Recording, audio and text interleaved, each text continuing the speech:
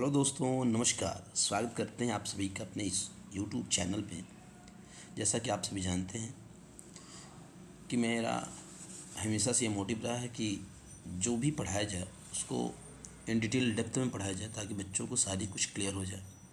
तो मैं चाहता हूँ कि इसके पहले मैंने एक छोटा सा वीडियो बना कर रखा, 12-13 मिनट का वीडियो है कि इससे पहले वाला, जैसे ये क्या होता है प्राथमिक क्षेत्र, भारतीय अर्थव्यवस्था क्षेत्र क्या है, कौन कौन से आधारों पर हम इसका क्षेत्र को डिवाइड करते हैं।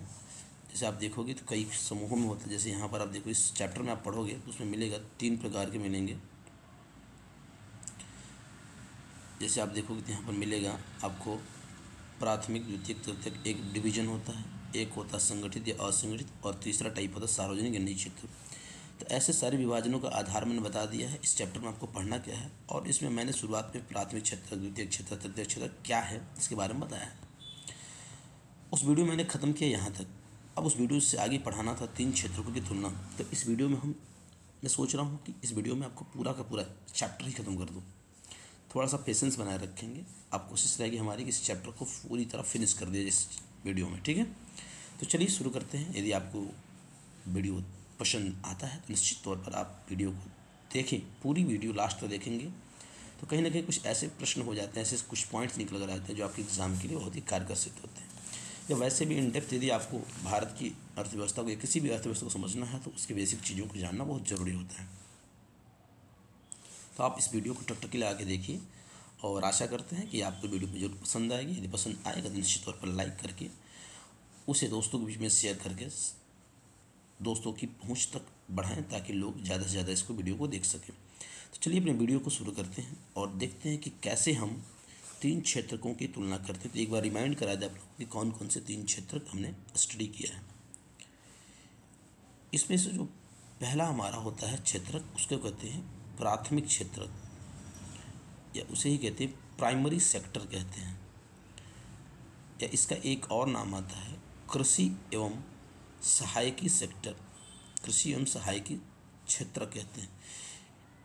ये प्राथमिक सेक्टर। दूसरा आता है द्वितीयक, जैसा है प्रथम को प्राथमिक, द्वितीय दूसरे को द्वितीयक क्षेत्र, या इसे हम कहते हैं विनिर्माण क्षेत्रक भी कहते हैं, विनिर्माण क्षेत्रक।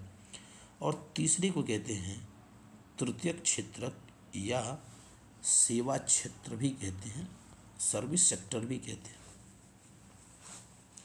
पहले में अधिकतम हमें जो प्रकृति से उपलब्ध होने वाली चीज़ें प्राप्त होती हैं।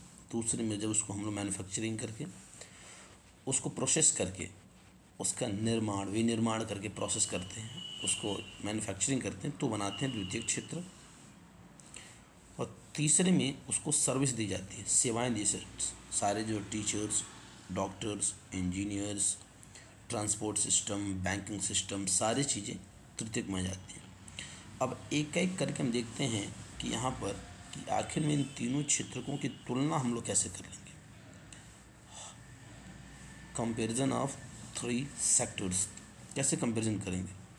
तो यहाँ पर दे रखा है प्राथमिक, द्वितीयक एवं तृतीयक क्षेत्र के विविध उत्पादन कार्यों से काफ़ी अधिक मात्रा में वस्तुओं और सेवाओं का उत्पादन होता है। सही बात है, हर एक सेक्टर से उत्पादन होता है।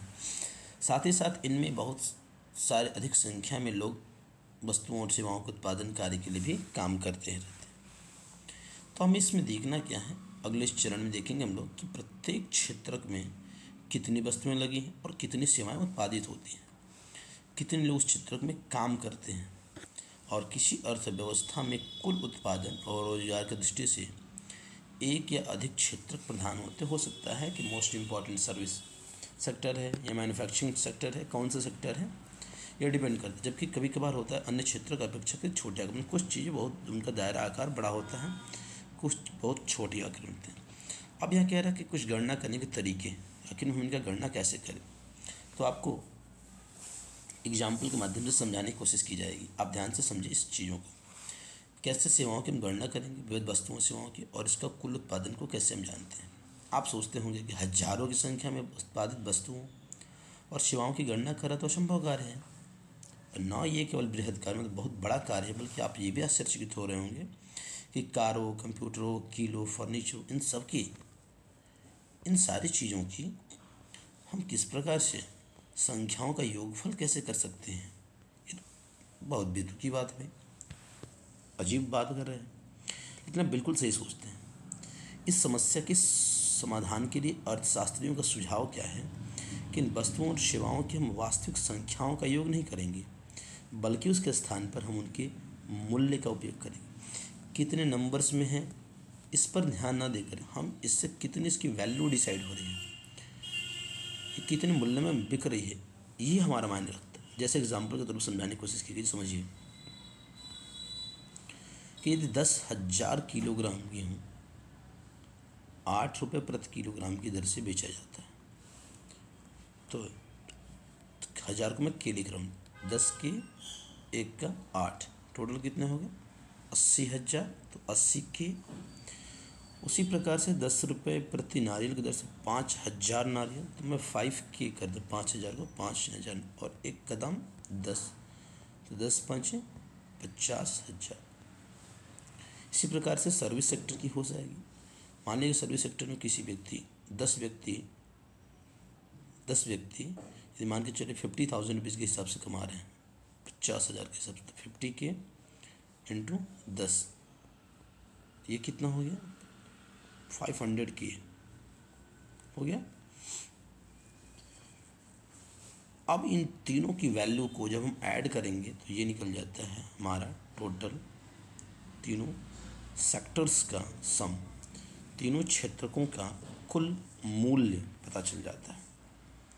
इसी प्रकार से हम इसमें देखेंगे, एग्जाम्पल दे रखा है, तीनों क्षेत्रकों के वस्तुओं और सेवाओं के मूल्यों की गणना की जाती है, उसके बाद से उनका योगफल ज्ञात कर लेते हैं।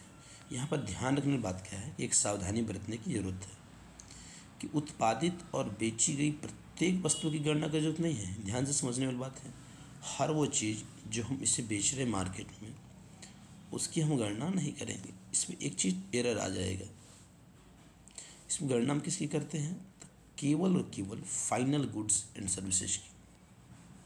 फाइनल वर्ड एक आएगा अंतिम, यहाँ देखिए केवल अंतिम वस्तुओं और सेवाओं की गणना करने का ही औचित्य है। ये बात नहीं समझ में आ रही, कोई दिक्कत नहीं है, हम फिर से एक बार चर्चा करेंगे। देखिए ध्यान समझना है, बस वर्ड कि उत्पादित और बेची गई प्रत्येक वस्तु या सेवा की गणना की जरूरत नहीं, बल्कि क्या है, हमें अंतिम वस्तुओं और सेवाओं की गणना का ही औचित्य है। ठीक, जैसे शुरू एक एग्जाम्पल के थ्रू देखिए, जैसे एक किसान है, वो किसी आटा मिल को 8 रुपये प्रति किलोग्राम की दर से गेहूँ बेचता है। 8 रुपीज़ पर केजी के हिसाब से गेहूँ बेचता है। किसान है, किसान इसको बेच रहा है आटा मिल को। ठीक है, मिल में गेहूँ की क्या हो रही है, पिसाई हो रही है। मिल में गेहूँ की क्या हो रही है, पिसाई हो रही है। और बिस्कुट कंपनी को आटा 10 रुपये प्रति किलोग्राम की दर से बेचता है। एक बिस्किट बनाने वाली कंपनी है, इसने बेचा इसे 8 रुपये में, इसने यहाँ आटा को पीस के यहाँ बेच दिया इसे 10 रुपये पर किलोग्राम के हिसाब से। अब ये बिस्किट कंपनी है, वो आटे के साथ साथ चीनी, तेल जैसी चीज़ों का उपयोग करती है और बिस्कुट के 4 पैकेट बनाती है, और वह बाज़ार में उपभोक्ताओं को 60 रुपये में 4 बेच देती है। इसका मतलब क्या हो गया, 15 रुपये एक पैकेट का दाम हो गया। अतः इस गेहूं से फाइनल रूप से बना हुआ उत्पाद क्या है, इस गेहूं से, ये गेहूं इससे बना उत्पाद क्या है, तो बिस्किट है। क्या है, बिस्किट। तो बिस्किट हमारा अंतिम उत्पाद है और यही बिस्कुट उपभोक्ताओं तक पहुंचती है। फिर आपका क्वेश्चन बनेगा कि आखिर में ये बताइए कि हम क्यों केवल अंतिम वस्तुओं की बात कर रहे हैं, केवल अंतिम वस्तुओं सेवाओं की बात क्यों कर रहे हैं। तो आपको समझना होगा। देखिए जैसे एग्जाम्पल में देखिए आप, तो इस उदाहरण में अंतिम वस्तु के विपरीत गेहूं और आटा क्या है, गेहूं और आटा मध्यवर्ती वस्तुएं हैं। फिर पूछें ये कौन सा वर्ड आ गया भाई, मध्यवर्ती वस्तु, ये है अंतिम। तो अंतिम वस्तु बनने से पहले ये क्या क्या चीज़ें थी, तो ये था आटा, आटा से पहले ये क्या था, गेहूं। तो मध्यवर्ती वस्तुएं वे हैं जो अंतिम वस्तुओं के निर्माण में इस्तेमाल की जाती हैं। तेल बना तो तेल किससे बना, सरसों से। ये चीज़ दिखा रहे, सरसों क्या है, मीडिएटरी गुड्स कहे जाते हैं। इसको ही कहते हैं मध्यवर्ती वस्तुएं, अर्थात मध्यवर्ती वस्तुएं अंतिम वस्तुओं और सेवाओं के निर्माण में इस्तेमाल की जाती हैं। और यदि अंतिम वस्तुओं के मूल्य में ध्यान से आप देखोगे तो इन मध्यवर्ती वस्तुओं का मूल्य पहले से ही शामिल होता है, पहले से ही शामिल कर ले। बिस्किट के मूल्य 60 रुपये में पहले से ही आटे का मूल्य 10 रुपये शामिल है। इसी प्रकार अन्य सभी मध्यवर्ती वस्तुओं का मूल्य भी शामिल होगा।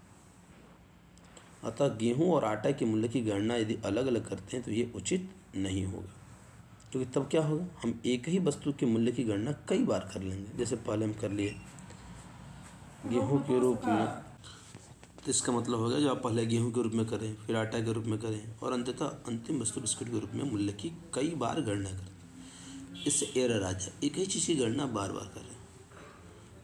पता चले 10 का ये भी है, 12 का ये भी है, 60 का ये भी है, तो ये प्राइस आपका तो 60, 12, 72, 82 रुपये का होगा। लेकिन वास्तव में देखो तो 10 रुपये, फिर ये एरर आ जाता है। इसीलिए बचते हैं हम, किसकी कोशिश करते हैं, सबसे अंतिम वस्तु और सेवाओं के मूल्य की गणना करते हैं। अब यहीं से जीडीपी की लगभग परिभाषा अब आपकी आ जाएगी। क्वेश्चन पूछा जाता है what do mean by GDP, ठीक है। जीडीपी की परिभाषा यहीं से बनता है, देखिए ध्यान से समझिए चीज़ों को। किसी विशेष वर्ष में, ध्यान से समझना है, किसी एक टाइम पीरियड में तो कोशिश की जाती है हमेशा 1 ईयर का निकाल, 1 साल का। किसी विशेष वर्ष में प्रत्येक क्षेत्र के द्वारा, वहीं प्राइमरी सेक्टर, सेकेंडरी सेक्टर और टर्सरी सेक्टर, प्राथमिक, द्वितीय, तृतीय उत्पादित अंतिम वस्तु, ये ध्यान रखिएगा, और सेवाओं का मूल्य, वैल्यू क्या है, उसकी वैल्यू कितनी, उस वर्ष में क्षेत्रक के कुल उत्पादन की जानकारी प्रदान करता है। और इन्हीं तीनों क्षेत्रकों के उत्पादनों के योगफल को देश का क्या कहते हैं, सकल घरेलू उत्पाद।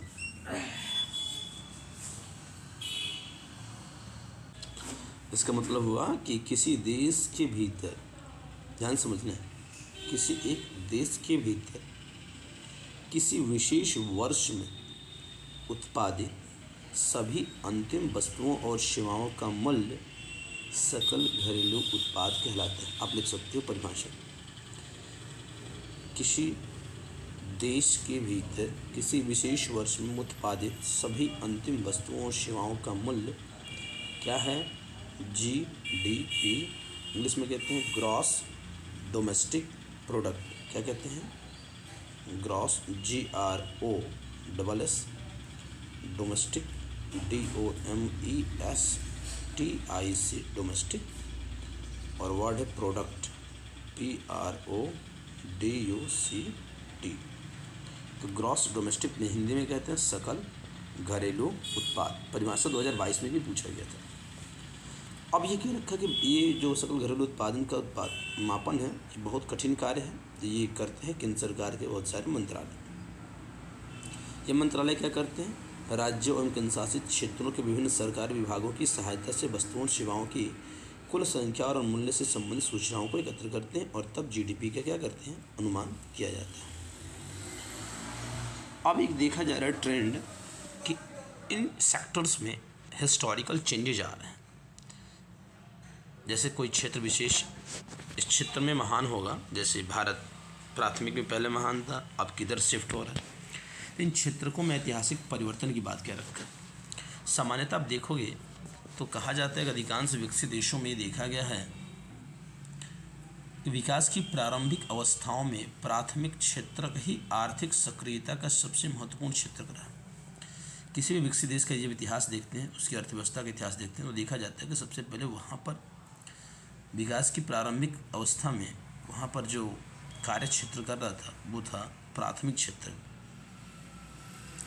जैसे जैसे कृषि प्रणाली परिवर्तित होती गई और कृषि क्षेत्र समृद्ध होता गया, तो वैसे वैसे पहले की तुलना में अपेक्षाकृत अधिक उत्पादन होने लगा। इसकी वजह से अनेक लोग दूसरे कार्य करने लगे और अनेक शिल्पियों और व्यापारियों की संख्या में वृद्धि हो गई। क्रय विक्रय की गतिविधियाँ कई गुना बढ़ गई। इसके अतिरिक्त अनेक लोग परिवहन में, प्रशासक में, सैनिक कार्य इत्यादि से जुड़ गए। अर्थात जो पहले के अधिकांश लोग प्राथमिक क्षेत्र में ही केवल लगे थे, प्राथमिक क्षेत्र की वृद्धि के फलस्वरूप व्यापार वृद्धि हुआ। व्यापार, क्रय विक्रय, इधर से उधर सामानों को लेकर जाना, व्यापारी, शिल्पी, अनेक प्रकार की और उद्योगों में बढ़ोतरी हुई। इसके लिए सामानों को ले जाने आने के लिए परिवहन के शासक, प्रशासक, उसको कंट्रोल करने वाले, सैनिक, ये दुनिया भर के इसमें लोग, फिर भी आप ध्यान से देखोगे तो इस अवस्था में अधिकांश वस्तुएं प्राकृतिक उत्पाद थी जो प्राथमिक क्षेत्र से आती थी, और अधिकांश लोग इसी क्षेत्र में रोजगार भी करते थे। लेकिन लंबे समय के बाद और विशेषकर विनिर्माण की नवीन प्रणाली के प्रचलन से कारखाने स्थिति में धीरे धीरे फैक्ट्रियाँ स्टेब्लिश होना शुरू हो गए, फैक्ट्री स्टेब्लिश होने से और उनका काम, उनका प्रसार होने लगा, एक्सपेंशन होने लगा। जो लोग पहले खेतों में काम करते थे उनमें से बहुत से अधिक लोग अब कारखानों में काम करने लगे। उन्हें कारखानों में काम को मजबूर किया गया, जैसा कि आपने इतिहास में पढ़ा होगा, लेबर फोर्स को मजबूरन में काम करना पड़ता था या ज़बरदस्ती काम कराना पड़ता था, जिसको कहते हैं कि एक प्रकार से क्या कहेंगे हम लोग, दास की तरीके से, हाँ, स्लेव की तरीके से बिहेव किया। कारखानों में सस्ती दरों पर उत्पादित वस्तुओं का लोग इस्तेमाल करने लगे। कुल उत्पादन में रोजगार की दृष्टि से द्वितीयक क्षेत्र सबसे महत्वपूर्ण है। पहले प्राथमिक क्षेत्र था, वहाँ से शिफ्ट हो गया, तो अब कौन सा हो गया, द्वितीयक क्षेत्र। इसके बाद से होता है तो तृतीयक क्षेत्र में शिफ्ट होगा। इस कारण अतिरिक्त समय में भी क्या होने लगा, काम होने लगा। इसका अर्थ है कि क्षेत्रकों का महत्व धीरे धीरे परिवर्तित हो गया। जो पहले क्षेत्र प्राथमिक महत्वपूर्ण था, अब वो द्वितीयक महत्वपूर्ण हो गया। विगत 100 वर्षों में आप देखोगे तो विकसित देशों में द्वितीयक क्षेत्र से तृतीयक क्षेत्र की ओर पुनः बदलाव होने लगा है। कुल उत्पादन की दृष्टि से सेवा क्षेत्र का महत्व अब बढ़ गया है। अधिकांश जो श्रमजीवी लोग हैं सेवा क्षेत्र में ही नियोजित है, और विकसित देशों में यही समान लक्षण देखा गया है। जितने भी आजकल आप जिस कंपनी को हम लोग देख रहे हैं, गूगल, इंस्टाग्राम, क्या ये कोई सामान बनाता है? नहीं। फेसबुक कोई सामान बनाता है? नहीं। ये सब सर्विस सेक्टर की कंपनियां हैं। ये कंपनियां सेवा क्षेत्र जो जितना ज़्यादा बेहतर है उतना ही देश विकसित माना जाता है। भारत में तीनों क्षेत्रों का कुल उत्पादन और रोजगार कितना है, इसके संदर्भ में हम लोग देखेंगे। विगत वर्षों का पैटर्न आप देखोगे विकसित देशों के हिसाब से भारत में क्या क्या परिवर्तन हुआ है, इसको अगले खंड में देखेंगे। यहाँ पर कुछ एक ग्राफ दे रखा है आपको, भारत में प्राथमिक, द्वितीयक और तृतीयक क्षेत्र का आंकड़ा। ये आलेख 1 दे रखा है। आलेख 1 का मतलब यही अब जो सामने दे रखा है ग्राफ, तीनों क्षेत्रों द्वारा उत्पादित वस्तुओं और सेवाओं को दिखाता है। यह 2 वर्षों 1973 और 74 का है, और 2013-14 का 2 वर्ष का आंकड़ा दे रखा है। तो इसमें आप लोग ध्यान से देखोगे तो इन 2 वर्षों के आंकड़ों का उपयोग किया क्योंकि यह आंकड़े तुलनीय और प्रमाणिक हैं।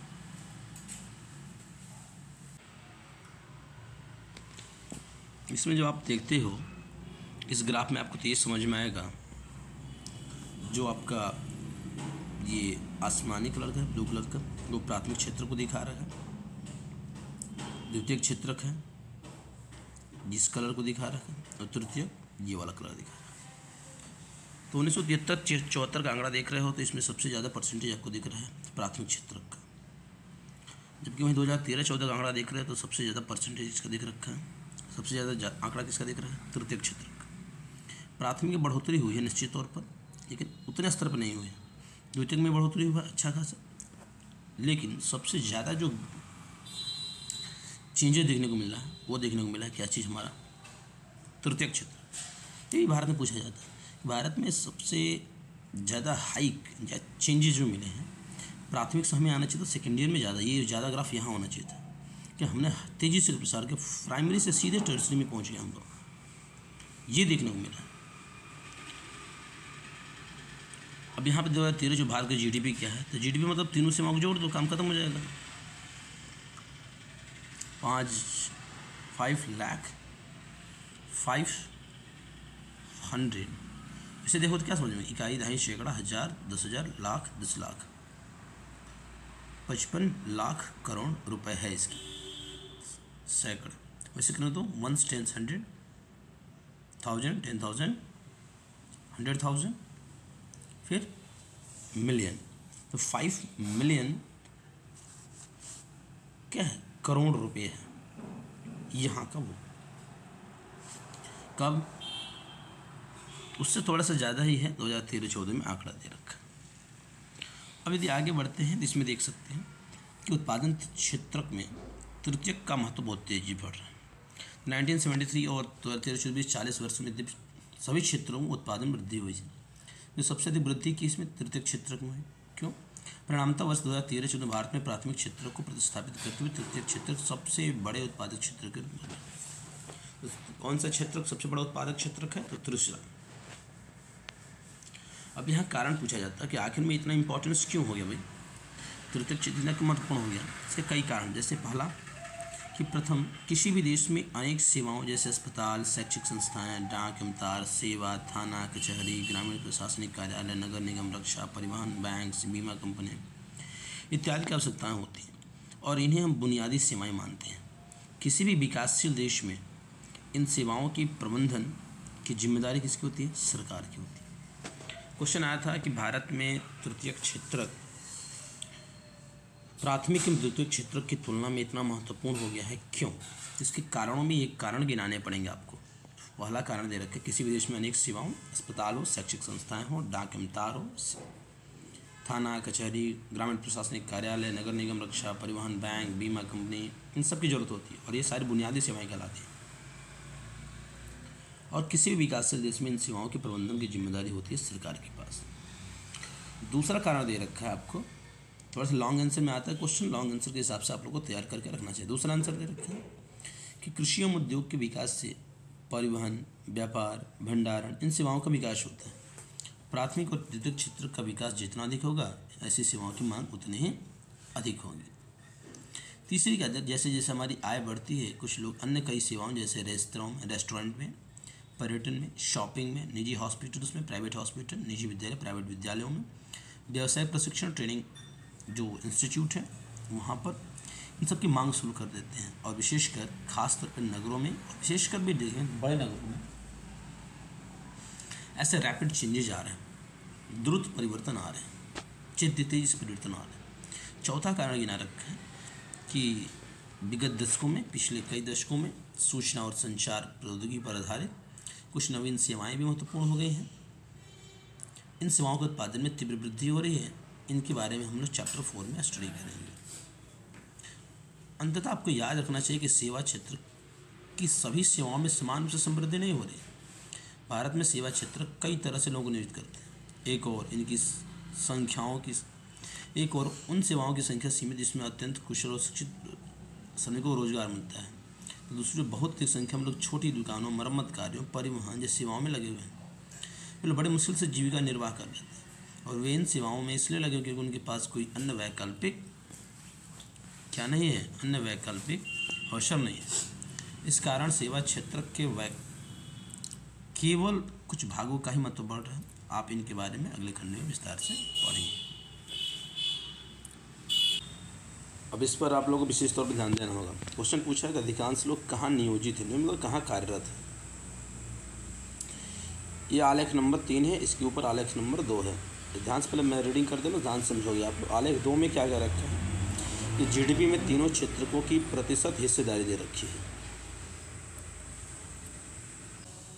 इसमें आप देखोगे तो ध्यान से देखिए।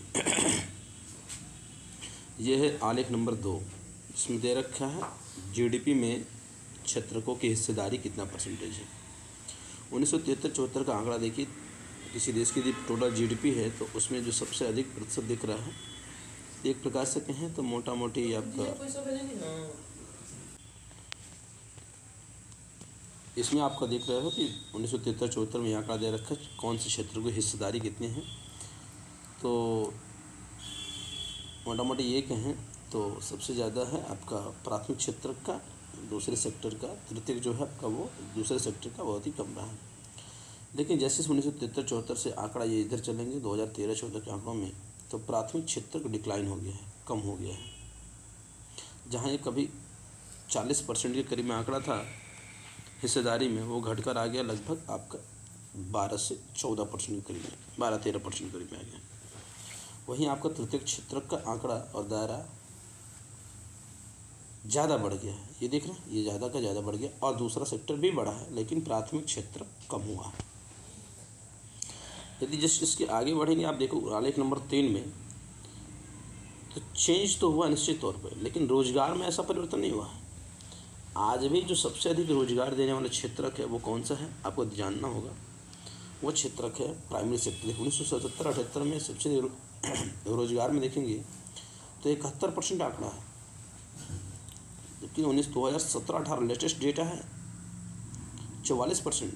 माना कि डिक्लाइन हुआ है, ध्यान से देखिए, माना कि डिक्लाइन हुआ निश्चित तौर पे, लेकिन आज भी ये हमारे टोटल रोजगार के क्षेत्रक में सबसे अधिक रोजगार देने वाला क्षेत्र कौन सा है। यहाँ से आप लोग को बता दे रहे हैं, एमसीक्यू 2 प्रकार के बनेंगे क्वेश्चन, ध्यान से सुनिएगा। एक बनेगा क्वेश्चन आपका कि कौन सा क्षेत्रक सबसे अधिक रोजगार सृजन करता है।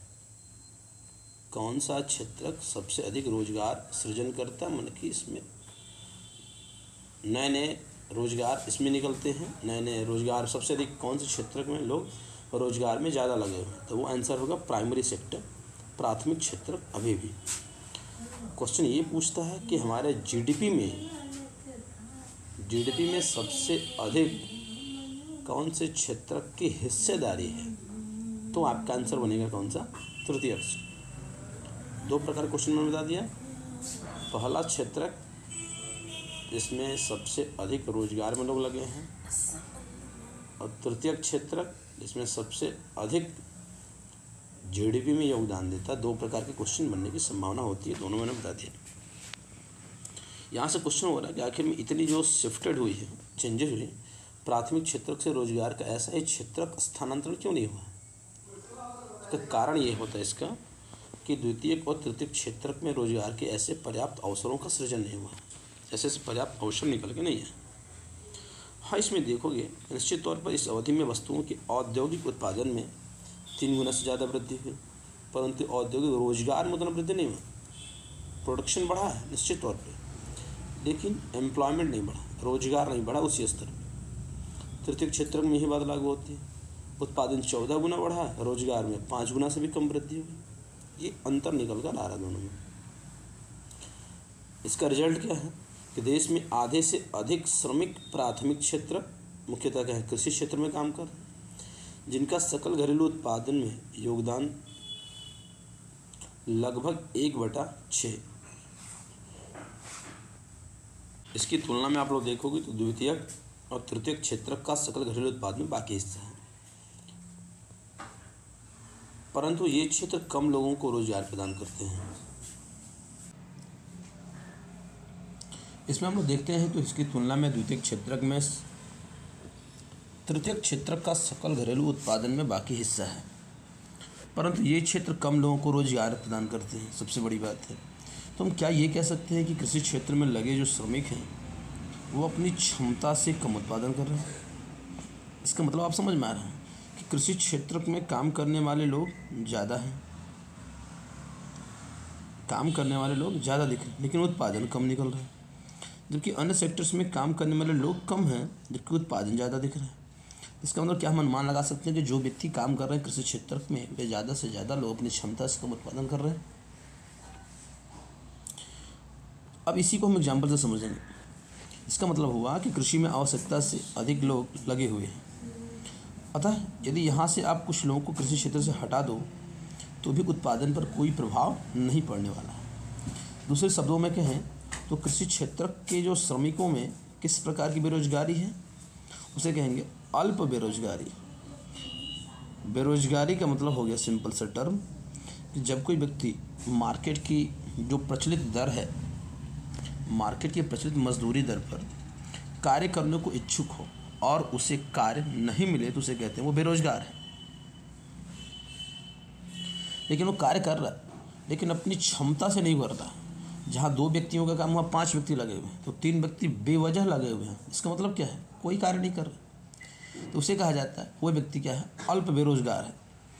एक एग्जाम्पल लेके देखते हैं एक छोटा सा किसान है, लक्ष्मी का उदाहरण लेते हैं, जिसके पास 2 हेक्टेयर की असिंचित भूमि है, जो सिंचाई के लिए केवल और केवल किस पर निर्भर है? वर्षा पर निर्भर है, और ज्वार एवं अरहर जैसी फसलें उगाते हैं। परिवार के सभी 5 सदस्य उस भूमि पर वर्ष भर काम करते हैं। क्यों? क्योंकि उन्हें और कहीं रोजगार उपलब्धि नहीं है।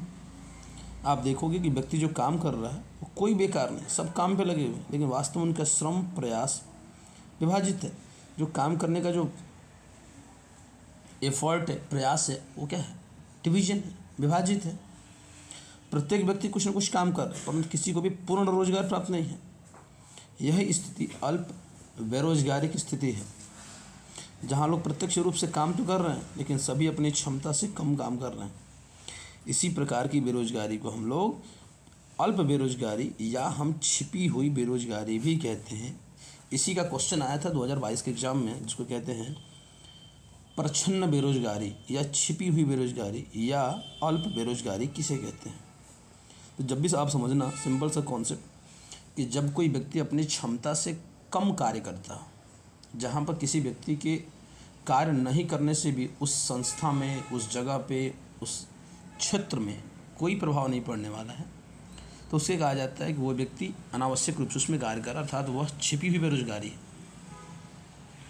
ऐसे बेरोजगार जो दिखने में लग रहे हैं कि रोजगार में है, लेकिन वास्तव में वो क्या है? बेरोजगार है, क्योंकि उनका कोई वो कार्य अच्छे ढंग से नहीं कर पा रहे हैं।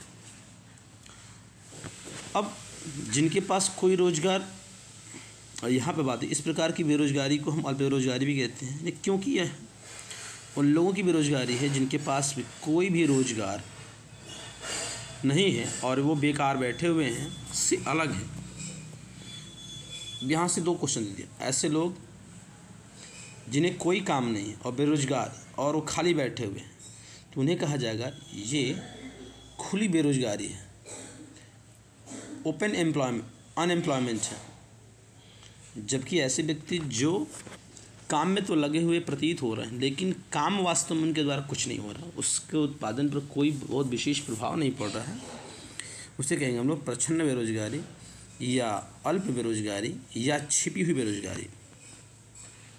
एक एग्जाम्पल और लेते हैं सुखराम का। एक लैंडराम है, जो एक लैंड ओनर है, भूस्वामी है, नाम है सुखराम।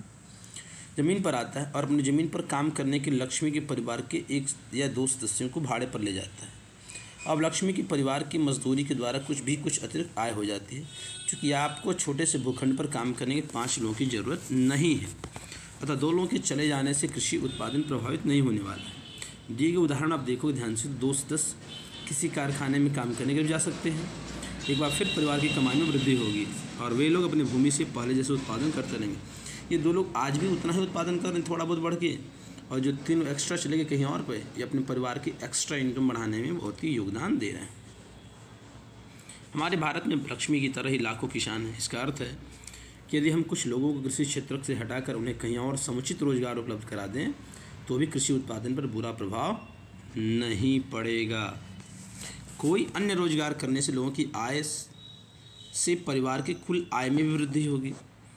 अब ऐसा नहीं कि अल्प बेरोजगारी केवल और केवल आपको कृषि क्षेत्र में ही देखने को मिलती है, अन्य क्षेत्रों में भी हो सकती है। उदाहरण के लिए शहरों में सेवा क्षेत्र में हजारों अनियत श्रमिक हैं, डेली बेसिस पे काम करने वाले हैं, इनकी फिक्स्ड नहीं है, परमानेंट नहीं है, जो दैनिक रोजगार की तलाश करते हैं, पर डे जाते हैं काम, जैसे प्लम्बर, पेंटर, मरम्मतकार जैसे रोजगार करते हैं, और अन्य लोग असुविधाजनक विषम काम भी करते हैं।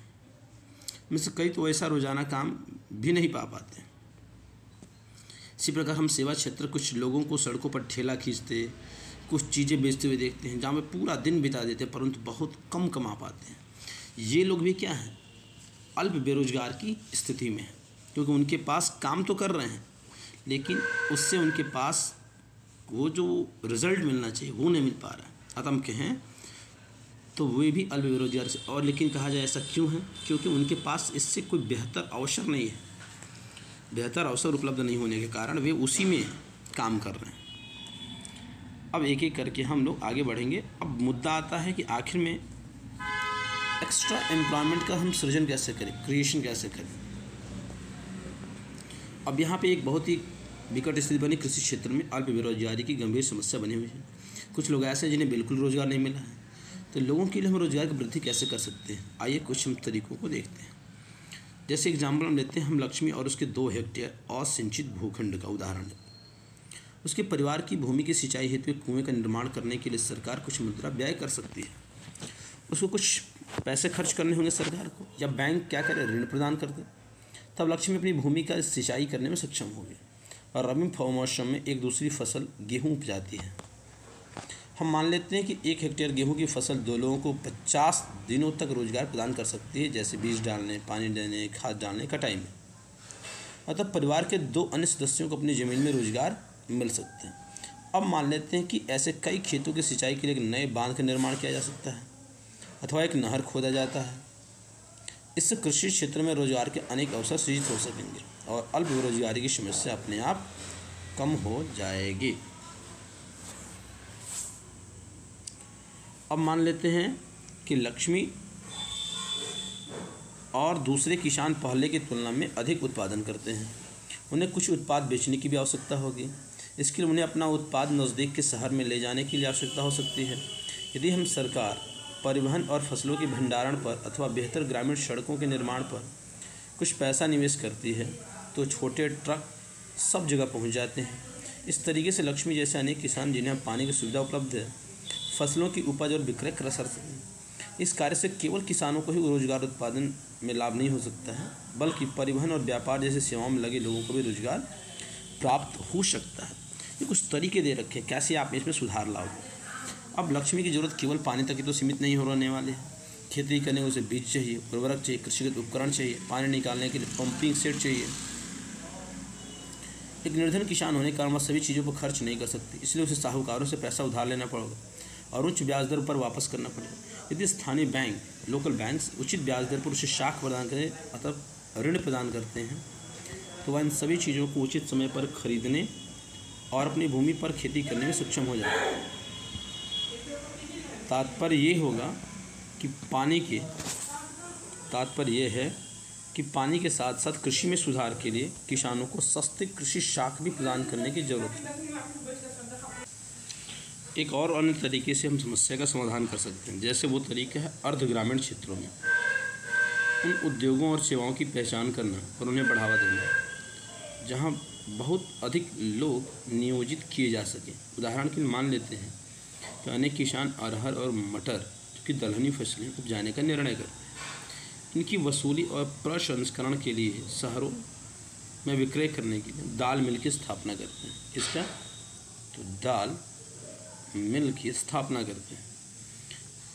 एक ऐसा ही उदाहरण है शीत भंडारण गृहों के खुलने से।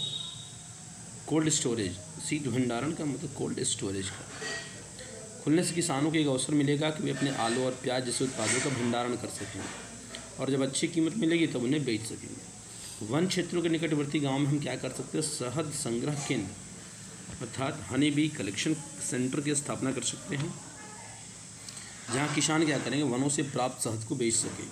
सब्जियों और कृषिगत उत्पाद जैसे आलू, शकरकंद, चावल, गेहूँ, टमाटर और फल इत्यादि जिसे बाहरी बाजारों में बेचा जा सके के लिए प्रसंस्करण उद्योगों की स्थापना की जा सकती है और यह अर्ध ग्रामीण क्षेत्रों में स्थित उद्योगों में रोजगार प्रदान करेगी। ठीक है, आपको एक जानकारी होना चाहिए कि आप जानते हैं कि भारत में 60% से जनसंख्या तो 5 वर्ष से 29 वर्ष की है, 5 to 29 ईयर्स ओल्ड, और इनमें से 51% के लगभग ही विद्यालय जाते हैं, अर्थात अभी भी लगभग 50% आबादी विद्यालय नहीं जाती है। खास करके 18 वर्ष से उससे कम आयु के बच्चे विद्यालय नहीं जाते, वे या तो घर पर रहते होंगे या उनमें से अधिकतर बाल श्रमिक के रूप में काम कर रहे होंगे। यदि ये बच्चे भी विद्यालय आने लगें तो हमें और अधिक भवनों, अध्यापकों और अन्य कर्मचारियों की आवश्यकता होगी। योजना आयोग जो वर्तमान में नीति आयोग है, इसके द्वारा एक अध्ययन के अनुसार केवल और केवल शिक्षा क्षेत्र में ही लगभग 20 लाख रोजगारों का सृजन किया जा सकता है। इसी प्रकार यदि हम बात करें स्वास्थ्य की स्थिति में सुधार करना हो तो हमें ग्रामीण क्षेत्रों में काम करने वाले और अधिक डॉक्टरों, नर्सों और स्वास्थ्य कर्मचारियों की आवश्यकता पड़ेगी। ये कुछ ऐसे तरीके हैं जिनसे हम रोजगार का सृजन कर सकते हैं और हम विकास के महत्वपूर्ण पहलुओं विचार करने पाने में भी सक्षम होंगे। अब आगे बढ़ते हैं तो वहाँ हमें देखने को मिलेगा कि प्रत्येक राज्य या प्रदेश में वहाँ के निवासियों की आय और उनके रोजगार में वृद्धि करने की संभावना होती है। प्रत्येक राज्य या प्रदेश में वहाँ के निवासियों की आय और उनके रोजगार में वृद्धि करने की संभावना होती है। यह पर्यटन अथवा क्षेत्र, शिल्प, उद्योग तथा सूचना प्रौद्योगिकी जैसे नवीन सेवाओं के माध्यम से हो सकता है। टूरिज्म के क्षेत्र से हो सकता है।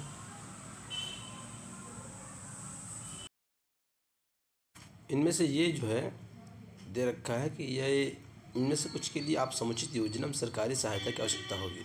जो पर्यटन एवं टूरिज्म की बात कर रही है, इसमें से अनेक ऐसी योजनाओं को लागू करने के लिए सरकार की ज़रूरत पड़ेगी, सरकारी सहायता की आवश्यकता होगी और समुचित योजना की प्लानिंग की आवश्यकता है। जैसे मान के चलिए, योजना आयोग के अध्ययन के अनुसार यदि बात करें तो यदि पर्यटन क्षेत्र में यदि सुधार होता है तो हम प्रति वर्ष कम से कम 35 लाख से अधिक अतिरिक्त रोजगार प्रदान कर सकते हैं। More than 35 lakhs. ऊपर दिए गए चर्चा में देखते कुछ जितने भी दे रखे हैं ये सुझाव, इनके अमल में लंबा समय लग जाएगा। मतलब ये लॉन्ग टाइम टेकन है, एक प्रकार से कहें तो ये लंबा समय लेगा। अतः हमें छोटी अवधि के लिए कुछ द्रुत उपाय, शीघ्र उपायों की जरूरत होगी। इसी को ध्यान में रखते हुए केंद्र सरकार ने भारत के लगभग 625 जिलों में काम का अधिकार, राइट टू वर्क, काम का अधिकार लागू करने के लिए कानून बनाया। इसे हम लोग कहते हैं मनरेगा। क्या कहते हैं? मनरेगा कहते हैं। इसका फुल फॉर्म आपको एग्जाम्स में आता है, उसको आप ध्यान रख के करोगे। ये फुल फॉर्म इसका है महात्मा गांधी राष्ट्रीय ग्रामीण रोजगार गारंटी अधिनियम 2005, ऐसे लिखा जाता है। आप देखोगे तो MGNREGA,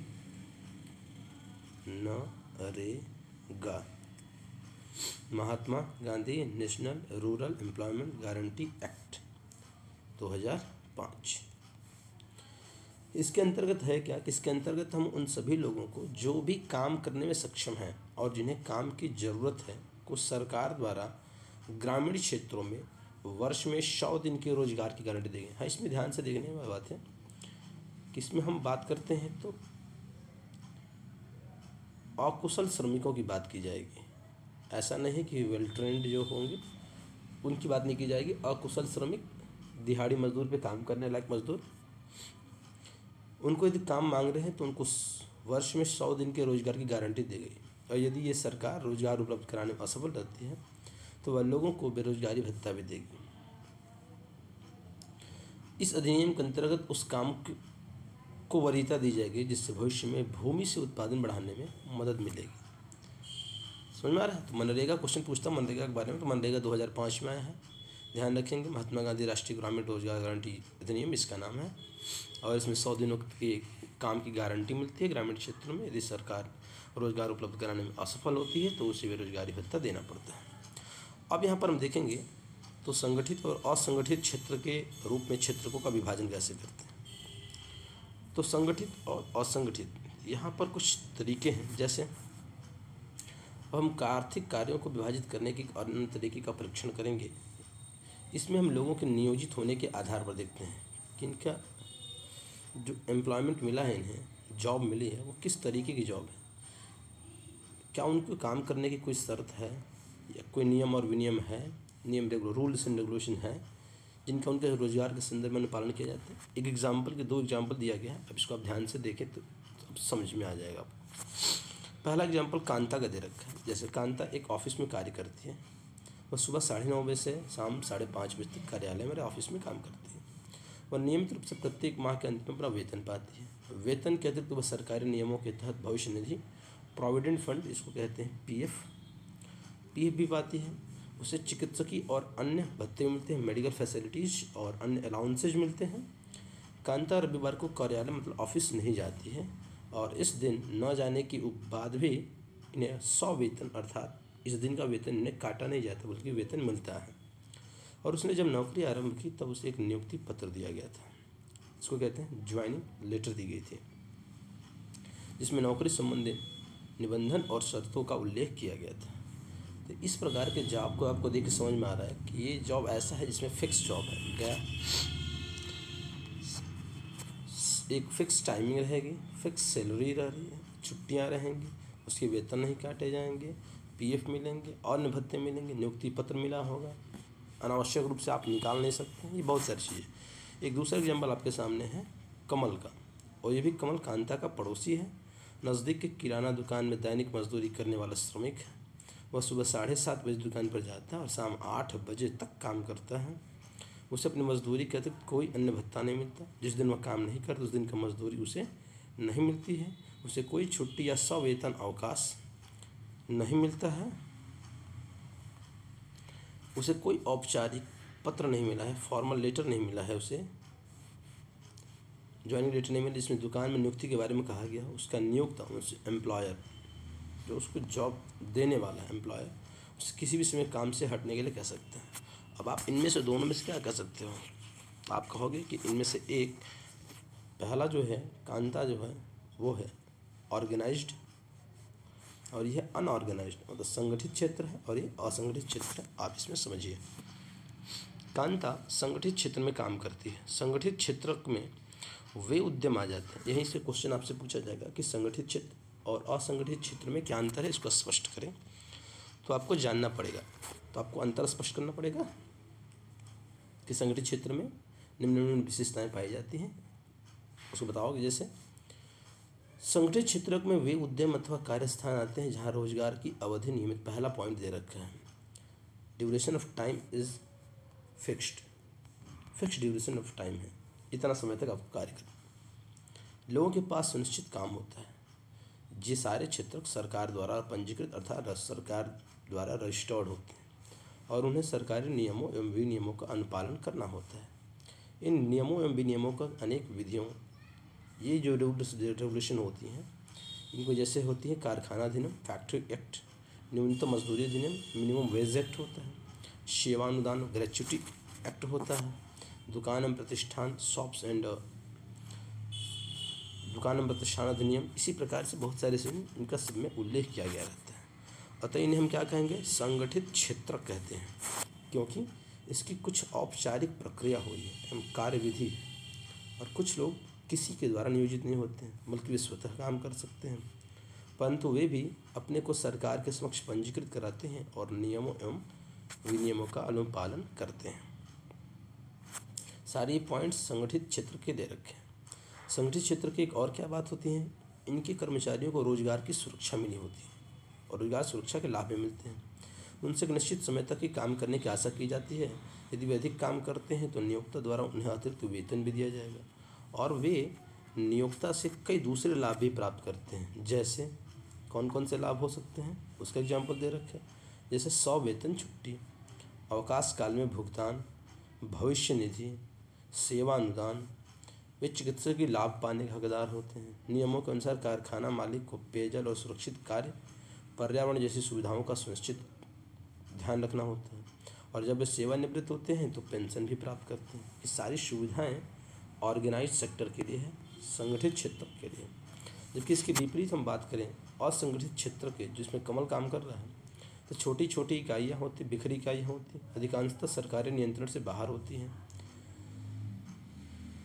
इस क्षेत्र के नियम और विनियम तो होते हैं परंतु इनका अनुपालन ना के बराबर होता है। वे लोग कम वेतन पाने वाले रोजगार होते हैं, प्रायः नियमित रेगुलर नहीं होते हैं। अतिरिक्त समय में काम करने, 100 वेतन छुट्टी, अवकाश, बीमारी कारण छुट्टी इत्यादि का कोई प्रावधान नहीं होता। रोजगार सुरक्षित नहीं है। श्रमिकों को बिना किसी कारण काम से हटाया जा सकता है। कुछ मौसमों में जब काम कम होता है तो कुछ लोगों को काम से छुट्टी दे दी जाती है। बहुत से लोग नियोक्ता की पसंद पर भी निर्भर करते हैं। ये सारे अनऑर्गेनाइज्ड सेक्टर के लिए रूल रेगुलेशंस। साथ ही साथ इस क्षेत्र में काफ़ी संख्या में लोग अपने अपने छोटे कार्य जैसे सड़कों पर विक्रय अथवा मरम्मत कार्य में स्वतः नियोजित हैं। इसी प्रकार किसान अपने खेतों में काम करते हैं और जरूरत पड़ने पर मजदूरी पर श्रमिकों को भी लगाते हैं। ये सारे के सारे असंगठित क्षेत्र के काम हैं। अब यदि बात हो कि असंगठित क्षेत्र के श्रमिकों का हम किस प्रकार से संरक्षण करें, तो इसका देखिए दे रखा है। जैसे संगठित क्षेत्र अत्यधिक मांग पर ही रोजगार प्रस्तावित करता है। जो ऑर्गेनाइज सेक्टर होते हैं, जब इनकी बहुत डिमांड होती है तभी ये जॉब प्रोवाइड कराता है। लेकिन संगठित क्षेत्र में रोजगार के अवसरों में अत्यंत धीमी गति से वृद्धि हो रही है, धीरे धीरे इसमें ग्रोथ हो रही है। तो ना के बराबर जैसे चाहो कि सारे लोग को आप ऑर्गेनाइज सेक्टर में लेकर आ जाओ तो ये बड़ा मुश्किल होता है। आमतौर पर यह पाया जाता है कि संगठित क्षेत्र असंगठित क्षेत्र के रूप में भी काम करते हैं। वही ऐसी रणनीति करवंचन एवं श्रमिकों को संरक्षण प्रदान करने वाली विधियों के अनुपालन से बचने के लिए अपनाते हैं। ऐसा रणनीति क्यों अपनाते हैं? यहाँ एक क्वेश्चन समझाना चाहता है कि संगठित क्षेत्र असंगठित क्षेत्र के रूप में काम करते हैं, और ऐसी ये रणनीति क्यों अपनाते हैं? क्योंकि वो टैक्स से बच जाएं। सरकार द्वारा स्टार्ट होंगे तो उनको टैक्स ज़्यादा देना पड़ेगा, तो टैक्स से बचने के लिए श्रमिकों को संरक्षण प्रदान करने के तो बहुत सारी सुविधाएं उनको देनी पड़ेगी, इससे बचने के लिए वो अपनाते हैं। परिणामतः बहुत से श्रमिक असंगठित क्षेत्र में काम करने के लिए विवश हुए हैं, जहाँ उन्हें बहुत ही कम वेतन मिलता है और उनका प्रायः शोषण किया जाता है और उन्हें उचित मजदूरी भी नहीं दी जाती है। उनकी आय कम होती है और नियमित नहीं होते हैं। इस रोजगार में संरक्षण नहीं है और इसमें कोई भी लाभ नहीं है। 1990 के दशक से ही आप देखोगे कि इसमें संगठित क्षेत्र के बहुत अधिक श्रमिक अपना रोजगार खोते जा रहे हैं, जॉब इनका लॉस होता जा रहा है, और ये लोग असंगठित क्षेत्र में ही कम वेतन पर काम करने के लिए विवश हैं, बेचारे लाचार हैं, उनके पास कोई अवसर दूसरा नहीं है। अतः असंगठित क्षेत्र में और अधिक रोजगार की जरूरत के अलावा श्रमिकों को संरक्षण और सहायता की भी क्या है, आवश्यकता है, ज़रूरत है। जैसे ये लाचार लोग कौन है भाई, जिन्हें संरक्षण की आवश्यकता है? तब यहाँ से समझना होगा कि आखिर में असंगठित क्षेत्र में, ग्रामीण क्षेत्रों में ऐसे लोग प्रायः भूमिहीन कृषि श्रमिक, जिनके पास अपनी खुद की ज़मीन नहीं है, दूसरों के खेतों में काम करेंगे मजदूर के तरीके से, कृषि श्रमिक के तरीके से। छोटे और सीमांत किसान, जिनके ना बराबर खेत है तो वो उसमें काम करने के बाद से वो कितना उसमें उगा पाएंगे, तो कुछ काम करने के लिए मजदूरों के तौर पे जाते हैं, छोटे और सीमांत किसान हो जाएंगे। फसल बटाईदार और कारीगर जैसे बुनकर, लोहार, बढ़ई, सुनार, ये सब संरचित होता है असंगठित क्षेत्र ग्रामीण इलाकों में। और भारत में लगभग 80% ग्रामीण परिवार छोटे और सीमांत किसानों की श्रेणी में ही आ जाते हैं। इन किसानों को हमें क्या करना होगा, अब कैसे इनकी स्थिति सुधारी जा सकती है, उसके लिए एक उपाय दे रखा है कि इन किसानों को समय से बीज, सीड्स उपलब्ध कराएं, कृषि उपकरण उपलब्ध कराएं, साख, क्रेडिट मतलब हो गया थोड़ा सा मनी, ऋण उपलब्ध कराने की सुविधा हो, भंडारण सुविधा हो, अनाजों को भंडार कर रखने की सुविधा हो, विपणन केंद्र, बेचने के वाला सेंटर हो, विपणन केंद्र की पर्याप्त सुविधा उपलब्ध कराने की जरूरत है। तो ये कुछ पॉइंट्स जिनके आधार पर दे सकते हो।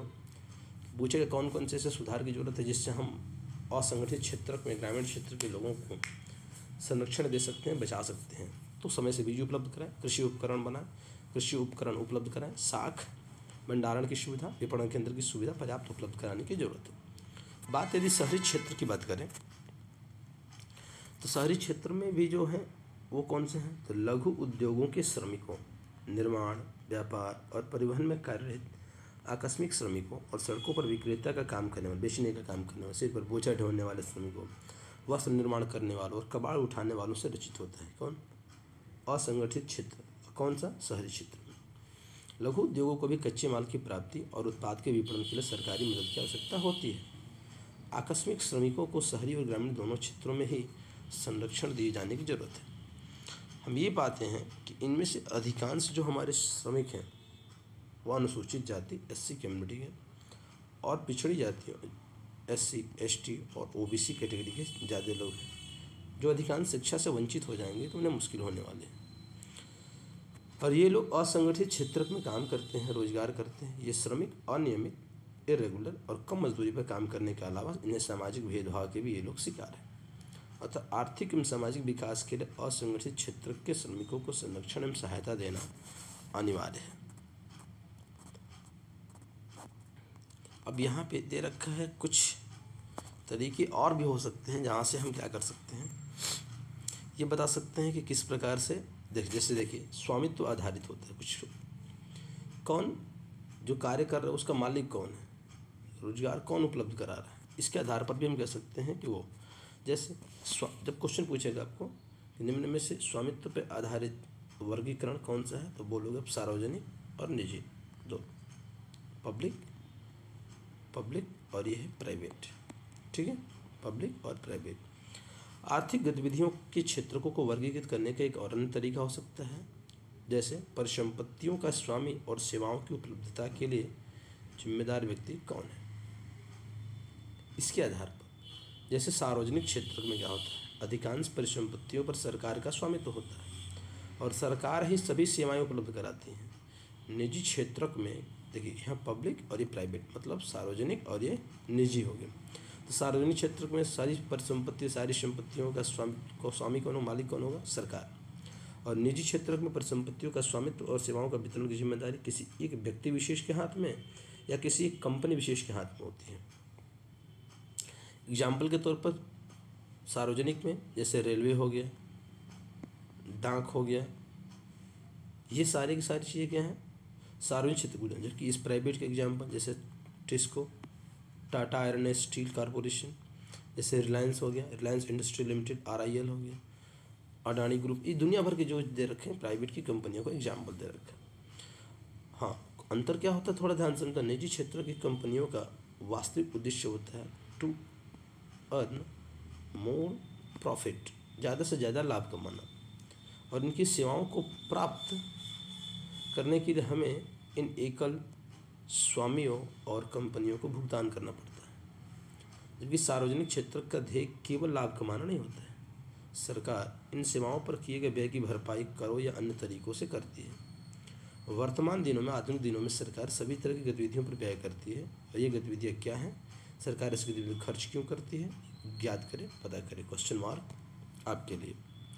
कई ऐसी चीज़ें हैं जिनकी आवश्यकता समाज के सभी सदस्यों को होती है, परंतु जिन्हें निजी क्षेत्र कम कीमत पर उपलब्ध नहीं कराते हैं। ऐसा क्यों? क्योंकि इनमें से कुछ चीज़ों पर बहुत अधिक पैसे खर्च करने पड़ते हैं जो निजी क्षेत्रों की क्षमता से बाहर होती है, और इन चीज़ों का इस्तेमाल करने वाले हजारों लोगों से पैसा एकत्र करना भी आसान नहीं है। फिर यदि वे उन चीज़ों को उपलब्ध कराते हैं तो वे इसकी ऊँची कीमत वसूलते हैं, जैसे सड़कों, पुलों, रेलवे पत्तनों, बिजली आदि के निर्माण और बांध आदि से सिंचाई की सुविधा उपलब्ध कराना। इसीलिए सरकार ऐसे भारी व्यय स्वयं उठाती है और सभी लोगों के लिए इन सुविधाओं को सुनिश्चित करती है, कन्फर्म करती है कि आप लोग ही इन सुविधाओं का लाभ उठाओ और मैं इसको बियर करूँ। प्राइवेट कंपनियां यदि इसमें घाटा जाती हैं तो तुरंत वो छोड़ करके भाग जाए, क्योंकि उन्हें अधिक से अधिक क्या करना, प्रॉफिट कमाना होता है, लाभ कमाना होता है। कुछ गतिविधियाँ ऐसी होती हैं जिन्हें सरकारी समर्थक की जरूरत पड़ती है। निजी क्षेत्र उन उत्पादनों अथवा व्यवसायों को तब तक जारी नहीं कर सकते हैं जब तक सरकार उन्हें प्रोत्साहित नहीं करती। जैसे उत्पादन मूल्य पर बिजली की बिक्री से बहुत से उद्योगों में वस्तुओं की उत्पादन लागत में वृद्धि हो सकती है। यहाँ पर दे रखा है जैसे प्रोडक्शन जो कास्ट है, अगर उस पर बिजली की बिक्री करें तो बहुत से उद्योगों में वस्तुओं की उत्पादन लागत में वृद्धि हो सकती है, तो अनेक इकाइयाँ, विशेषकर लघु इकाइयाँ बंद हो सकती हैं। यहाँ सरकार क्या करती है, उस दर पर बिजली उत्पादन और वितरण के लिए कदम उठाती है जिस पर ये उद्योग बिजली खरीद सकते हैं, और सरकार लागत का कुछ अंश वहन करती है। सिंपल समझिए एक प्रकार से तो सब्सिडी प्रोवाइड करके काम चला लेती है सरकार। जैसे भारत सरकार क्या करती है, किसानों से उचित मूल्य पर गेहूं और चावल खरीदती है और इसे अपने गोदामों में भंडारित करती है। राशन दुकानों के माध्यम से उपभोक्ताओं को कम मूल्य पर बेचती है। राशन की दुकानों में जैसे 2 रुपये और 3 रुपये किलो हमें मिल जाता है राशन, दरअसल में वास्तव में किसानों से 15 रुपये 20 रुपये किलो के हिसाब से सरकार खरीदती है, खर्च करके इकट्ठा करके रखती है और फिर उसे जनता के बीच में 2 रुपये 3 रुपये किलो के बीच में बंटवा देती है। इन सरकार लागत का कुछ अंश वहन करती है। इस प्रकार सरकार किसानों और उपभोक्ताओं दोनों को सहायता पहुंचाती है, सब्सिडी पहुंचाती है। अधिकतर गतिविधियां ऐसी हैं जिनकी प्राथमिक जिम्मेदारी सरकार पर है, इन पर व्यय करना सरकार की अनिवार्यता है। जैसे सभी के लिए स्वास्थ्य और शिक्षा सुविधा उपलब्ध कराना। पहले अध्याय में हमने कुछ गतिविधियों पर विचार किया है। समुचित ढंग से विद्यालय चलाना, गुणात्मक शिक्षा, विशेषकर प्राथमिक शिक्षा उपलब्ध कराना सरकार का परम दायित्व है, कर्तव्य है। भारत में आप देखोगे निरक्षरों की संख्या विश्व में सबसे अधिक है। इस प्रकार हम जानते हैं कि भारत के लगभग आधे बच्चे तो कुपोषण के शिकार हैं और उनमें से 1/4 गंभीर रूप से बीमार है। हमने शिशु मृत्यु दर के बारे में पढ़ा है। ओडिशा 41, मध्य प्रदेश 47 का शिशु मृत्यु दर विश्व के कुछ निर्धनतम भागों से भी अधिक है। सरकार को भी मानव विकास के पक्षों जैसे सुरक्षित पेयजल की उपलब्धता, निर्धनों के लिए आवासीय सुविधाएं, भोजन पोषण पर ध्यान देने की जरूरत है। सरकार का यह भी कर्तव्य कि वह बजट बढ़ाकर अत्यंत निर्धनों की और देश की पूर्णतः उपेक्षित भागों की देखभाल करे। इस प्रकार से ये चैप्टर पूरा कंप्लीट हो गया है। एक ही वीडियो में सारा आपका चैप्टर कंप्लीट हो गया, ठीक है। 2 वीडियो हो गए, एक छोटा सा वीडियो 12 मिनट का बनाया गया और एक ये, दोनों कंप्लीट हो गया। आप देख सकते हैं और एंजॉय कर सकते हैं। चलिए तब तक के लिए बहुत बहुत धन्यवाद।